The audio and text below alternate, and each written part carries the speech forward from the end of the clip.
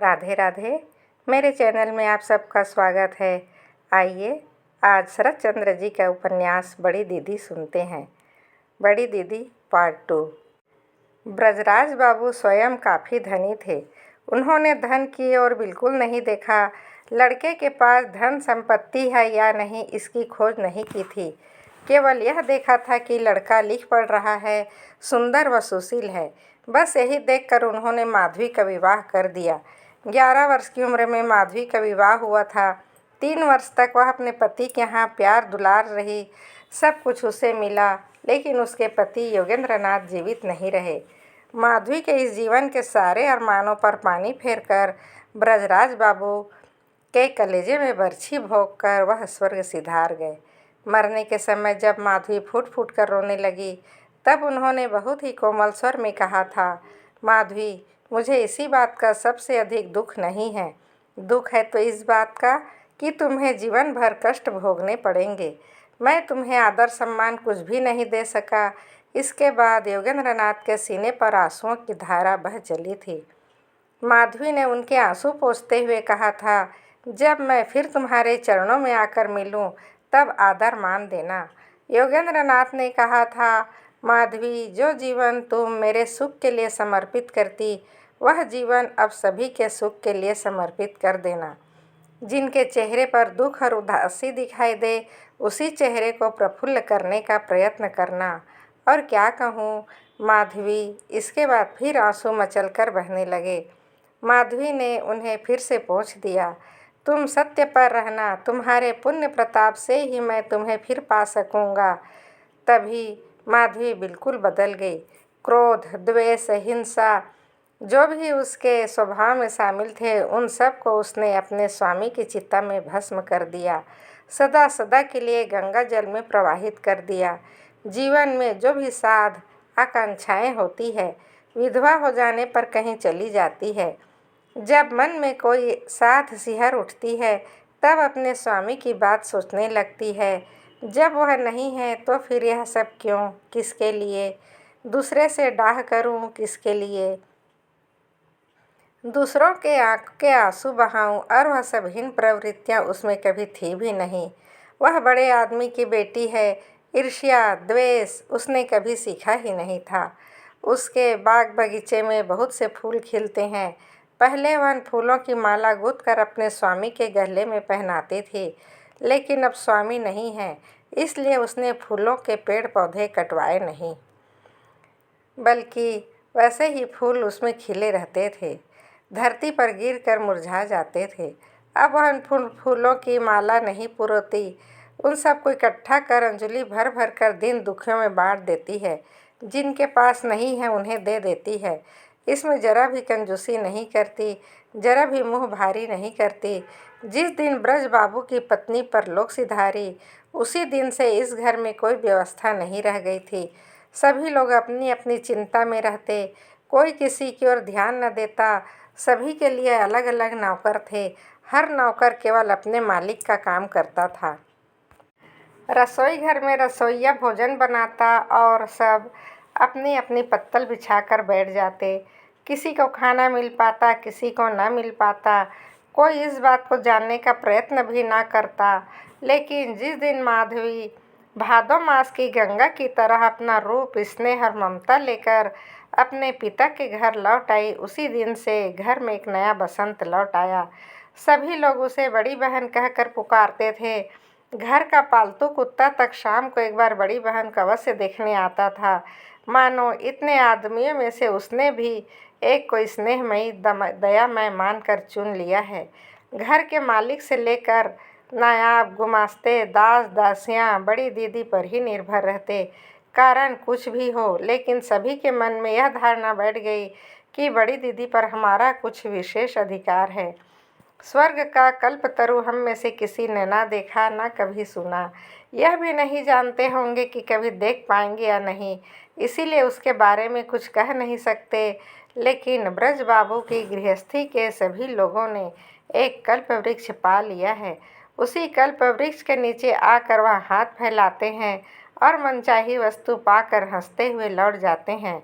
इस प्रकार के परिवार के बीच सुरेंद्रनाथ ने एक नए ढंग का जीवन व्यतीत करने का मार्ग देखा। जब सब लोगों ने सारा भार एक ही व्यक्ति पर डाल रखा है तो उसने भी वैसा ही किया, लेकिन अन्य लोगों की अपेक्षा उसकी धारणा कुछ और ही प्रकार की है। वह सोचता है कि बड़ी दीदी का नाम एक जीवित पदार्थ इस घर में रहता है।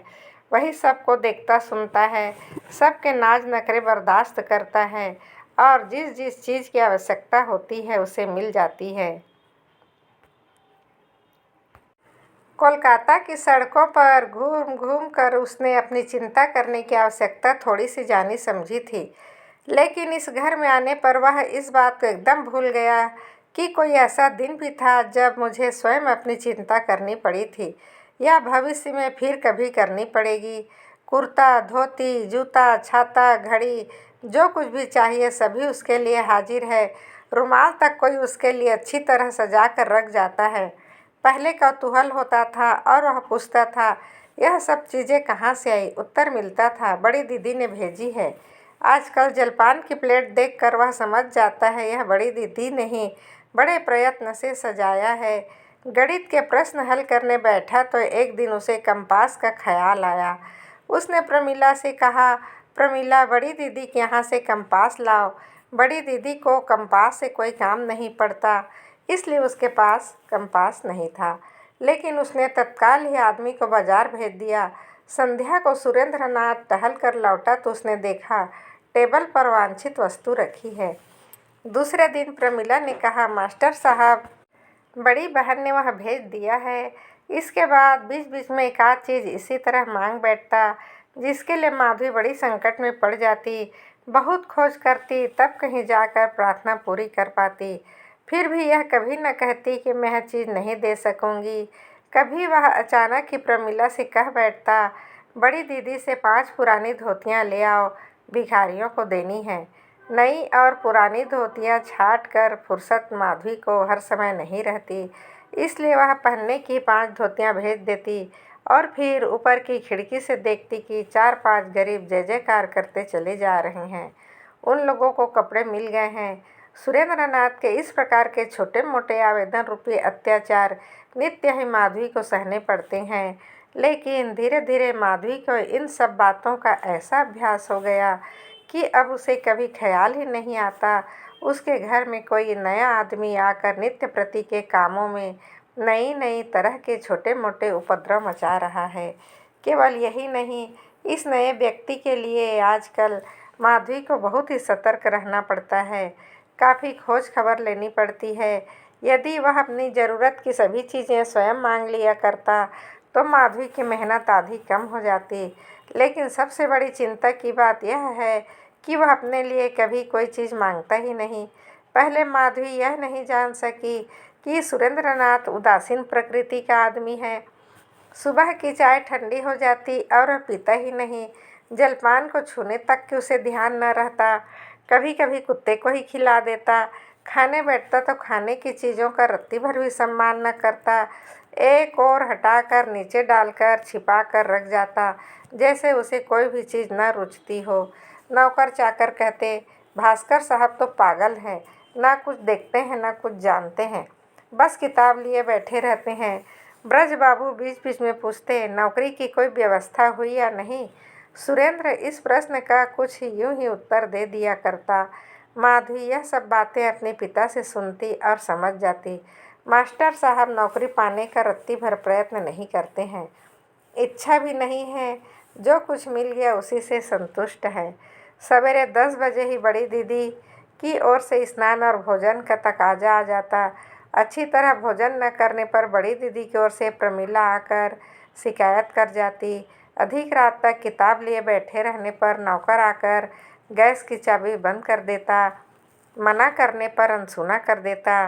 कहता, बड़ी बहन का हुक्म है। एक दिन माधवी ने अपने पिता से हंसते हुए कहा, बाबूजी, जैसी प्रमीला है ठीक वैसे ही उसके मास्टर साहब हैं। क्यों बेटी, दोनों ही बच्चे हैं। जिस तरह प्रमीला नहीं समझती उसे कब किस चीज़ की आवश्यकता है, कब खाना चाहिए, कब क्या काम करना चाहिए, उसके मास्टर जी भी वैसे ही हैं। अपनी आवश्यकताओं को नहीं जानते, फिर भी आज समय ऐसी चीज़ मांग बैठते हैं कि होशो हवास ठीक रहने की हालत में भी कोई व्यक्ति उन्हें नहीं मांग सकता। ब्रज बाबू को समझ नहीं आया। माधवी के मुंह की ओर देखते रहे। माधवी ने हंसते हुए पूछा, तुम्हारी बेटी प्रमिला समझती है उसे कब किस चीज़ की ज़रूरत है, नहीं समझती और असमय उत्पात करती है। हाँ, सो तो करती है। मास्टर साहब भी वैसे ही हैं। ब्रज बाबू ने हंसते हुए कहा, मालूम होता है लड़का कुछ पागल है। पागल नहीं है, जान पड़ता है किसी बड़े आदमी के लड़के हैं। ब्रज बाबू ने चकित होकर पूछा, कैसे जाना? माधवी जानती नहीं थी, केवल समझती थी। सुरेंद्र अपना एक काम भी स्वयं नहीं कर सकता था। वह हमेशा दूसरों पर निर्भर रहता था। अगर कोई दूसरा कर देता तो काम हो जाता, अगर नहीं करता तो नहीं होता। कार्य करने की क्षमता न होने के कारण ही माधवी उसे जान गई है। वह सोचती है कि आराम से ही उसमें काम करने की आदत नहीं है। विशेष रूप से उसके नए ढंग से खाना खाने के तरीकों ने माधवी को और भी चकित कर दिया था। खाने की कोई सी चीज़ उसे अपनी ओर पूरी तरह आकर्षित नहीं कर पाती थी। कोई भी चीज़ वह भरपेट नहीं खाता।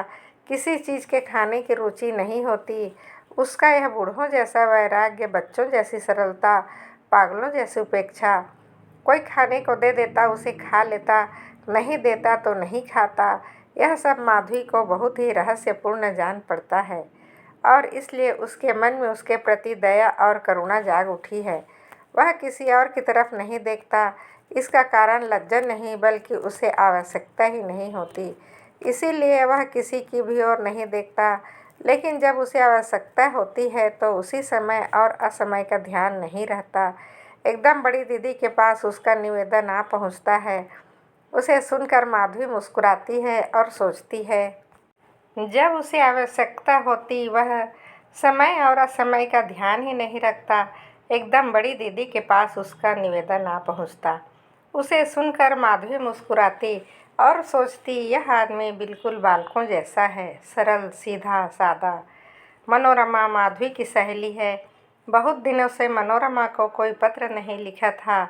अपने पत्र का उत्तर न पाकर मनोरमा रूठ गई थी। आज दोपहर को कुछ समय निकालकर माधवी उसे पत्र लिखने बैठी थी। तभी प्रमिला ने आकर पुकारा, बड़ी दीदी। माधवी ने सिर उठाकर पूछा, क्या हैरी? मास्टर साहब का चश्मा कहीं खो गया है, एक चश्मा दो। माधवी हंस पड़ी, बोली, जाकर अपने मास्टर साहब को कह दे, क्या मैंने चश्मे की कोई दुकान खोल रखी है? प्रमिला दौड़कर जाने लगी तो माधवी ने उसे पुकारा, कहाँ जा रही है? उनसे कहने, इसके बजाय गुमास्ता जी को बुला ला। प्रमिला जाकर गुमास्ता जी को बुला लाई। माधवी ने उनसे कहा, मास्टर साहब का चश्मा खो गया है, उन्हें एक नया चश्मा दिलवा दो। गुमास्ता के चले जाने के बाद वह फिर मनोरमा को पत्र लिखने लगी। पत्र के अंत में उसने लिखना, प्रमिला के लिए बाबूजी ने एक टीचर रखा है। उसे आदमी भी कह सकते हैं या छोटा बालक भी कह सकते हैं। ऐसा जान पड़ता है कि इससे पहले वह घर से कभी बाहर नहीं निकला। संसार का उसे कुछ ज्ञान नहीं। अगर उसका ध्यान न रखा जाए, उसकी देख रेख न की जाए तो पल भर भी उसका काम न चले। मेरा लगभग आधा समय उसने छीन लिया है। तुम्हें पत्र कब लिखूं? अगर तुम जल्दी आई तो मैं इस आक्रामक आदमी को दिखा दूंगी।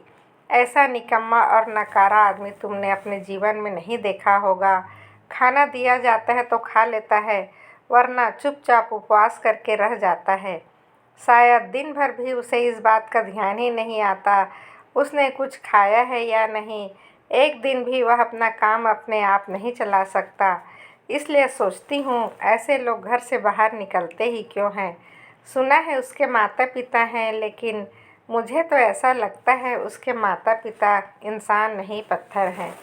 मैं तो शायद ऐसे आदमी को कभी आँख की ओट भी नहीं रख सकती।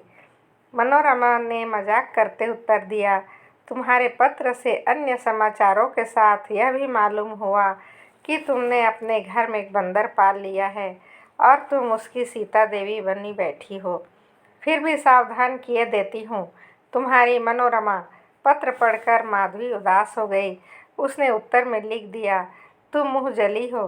इसलिए वह नहीं जानती किसके साथ ऐसा मजाक करना चाहिए। प्रमीला से माधवी ने पूछा, तुम्हारे मास्टर साहब जी का चश्मा कैसा रहा? प्रमीला ने कहा, ठीक रहा। मास्टर साहब उस चश्मे को लगाकर खूब मज़े से पढ़ते हैं।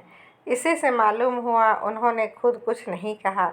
माधवी ने पूछा, नहीं कुछ नहीं, कुछ भी नहीं कहा। अच्छा है या बुरा है? नहीं, कुछ भी नहीं कहा। माधवी का हर समय प्रफुल्लित होने वाला चेहरा पल भर के लिए उदास हो गया, लेकिन फिर वह तुरंत ही हंसते हुए बोली, अपने मास्टर साहब से कह देना कि अपना चश्मा फिर कहीं ना खो दे। अच्छा, कह दूंगी। धत पगली, ऐसी बातें भी कही जाती है। शायद वह अपने मन में कुछ ख्याल करने लगे तो फिर कुछ भी ना कहूँ। हाँ, कुछ मत कहना। शिवचंद्र माधवी का भाई है। एक दिन माधवी ने उससे पूछा, जानते हो प्रमीला के मास्टर रात दिन क्या पढ़ते रहते हैं? शिवचंद्र, बीए पढ़ता था। प्रमीला के तुच्छ मास्टर जैसों का वह कुछ नहीं समझता था। अपेक्षा से बोला, कुछ नाटक उपन्यास पढ़ते रहते होंगे, और क्या पढ़ेंगे। लेकिन माधवी को इस बात पर विश्वास नहीं हुआ। उसने प्रमीला के द्वारा सुरेंद्र की एक ऐसी पुस्तक चोरी से मंगवा ली और अपने भाई के हाथ में देकर बोली, मुझे यह नाटक या उपन्यास नहीं दिखाई देता। शिवचंद्र ने सारी पुस्तक उलट पुलट कर देखी, लेकिन उसकी समझ में कुछ नहीं आया। बस इतना ही समझ पाया, वह इस पुस्तक का एक भी अक्षर नहीं जानता। यह कोई गणित की पुस्तक है।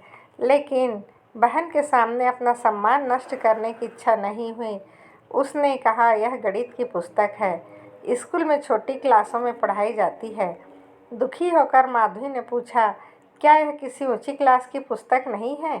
क्या कॉलेज में पढ़ाई जाने वाली पुस्तक नहीं है? शिवचंद्र ने रूखे स्वर में उत्तर दिया, नहीं, बिल्कुल नहीं। लेकिन उस दिन से शिवचंद्र सुरेंद्र नाथ के सामने कभी नहीं पढ़ता। उसके मन में यह डर बैठ गया था, कहीं ऐसा न हो वह कोई बात पूछ बैठे जिससे सारी बातें खुल जाए, और फिर पिता की आज्ञा से उसे भी सवेरे प्रमीला के साथ मास्टर साहब के पास कॉपी पेंसिल लेकर बैठना पड़े। कुछ दिन बाद माधवी ने पिता से कहा, बाबूजी, मैं कुछ दिनों के लिए काशी जाऊंगी। ब्रज बाबू चिंतित हो उठे, क्यों बेटी, तुम काशी चली जाओगी तो इस गृहस्थी का क्या होगा? माधवी हंसकर बोली, मैं लौट आऊँगी, हमेशा के लिए थोड़े ही जा रही हूँ। माधवी तो हंस पड़ी, लेकिन पिता की आंखें झलक उठी। माधवी ने समझ लिया कि ऐसा कहना उचित नहीं हुआ। बात संभालने के लिए बोली, सिर्फ कुछ दिन में घूम आऊँगी तो चली जाओ, लेकिन बेटी, यह गृहस्थी तुम्हारे बिना नहीं चलेगी। मेरे बिना गृहस्थी नहीं चलेगी? चलेगी क्यों नहीं बेटी, ज़रूर चलेगी, लेकिन उसी तरह जिस तरह पटवार के टूट जाने पर नाव बहाव की ओर चलने लगती है। लेकिन काशी जाना बहुत ही आवश्यक था। वहाँ उसकी विधवा ननद अपने इकलौते बेटे के साथ रहती है। उसे एक बार देखना जरूरी है। काशी जाने के दिन उसने हर एक को बुलाकर गृहस्थी का भार सौंप दिया। किसी दासी को बुलाकर पिता, भाई और प्रमीला की विशेष रूप से देखभाल करने की हिदायत दी, लेकिन मास्टर साहब के बारे में किसी से कुछ नहीं कहा। उसने ऐसा भूलकर साहब के बारे में किसी से कुछ नहीं कहा, ऐसा नहीं है, बल्कि जानबूझकर किया था। इस समय उस पर गुस्सा भी आ रहा था।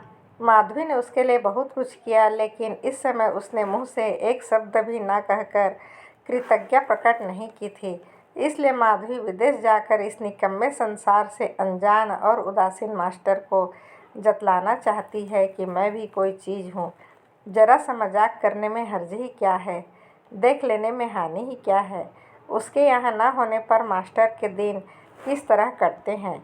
इसलिए वह काशी जाते समय किसी से सुरेंद्र के संबंध में कुछ भी ना कह गई। सुरेंद्र नाथ उस समय कोई प्रॉब्लम सॉल्व कर रहा था। प्रमीला ने कहा, रात को बड़ी बहन काशी चली गई। प्रमीला की बात उसके कानों तक नहीं पहुंची। उसने इस बात पर कोई ध्यान नहीं दिया। लेकिन 3 दिन बाद उसने देखा कि 10 बजे भोजन के लिए कोई आग्रह नहीं करता। किसी एक को तो 2 बजे जाते हैं। नहाने के बाद धोती पहनते समय पता चलता है धोती पहले की तरह साफ नहीं है। जलपान की प्लेट पहले की तरह सजाई हुई नहीं है। रात को गैस की चाबी बंद करने के लिए अब कोई नहीं आता। पढ़ने की झोंक में रात के 2 बज जाते हैं। सुबह जल्दी नींद नहीं खुलती, उठने में देर हो जाती है। दिन भर नींद आँखों की पलकें आँखों पर रहती है।